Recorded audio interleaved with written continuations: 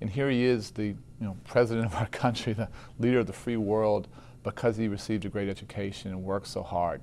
So this really comes from his heart. There's this huge passion here. The same is true for his wife, First Lady Michelle. Came from a very humble background, great parents on the south side of Chicago, went to public schools, K to 12. And she and her brother did phenomenally well because they had great teachers in their lives.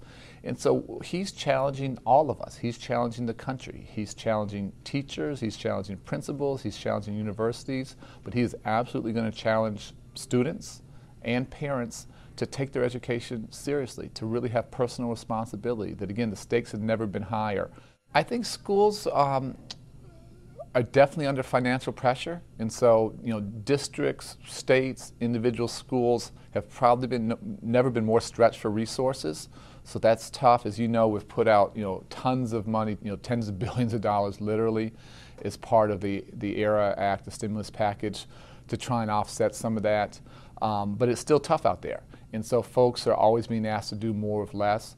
You're also seeing, it's interesting, you're seeing some real creativity. You're seeing folks get dramatically better despite the tough times. I think the biggest thing that you'll see is you'll see hundreds of thousands of teachers in buildings who wouldn't have been there without the stimulus package. What we basically did is we averted an education catastrophe.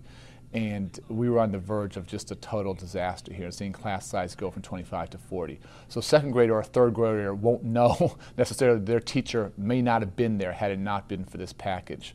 There are going to be classroom renovations and building renovations, so buildings will be nicer in some places than they would have been when they left in the summer. But the biggest thing is we were able to keep lots and lots of adults working who otherwise would have been laid off, who would have received a pink slip, and that just to me is so important. We have to get dramatically better. We couldn't afford to take a step backwards.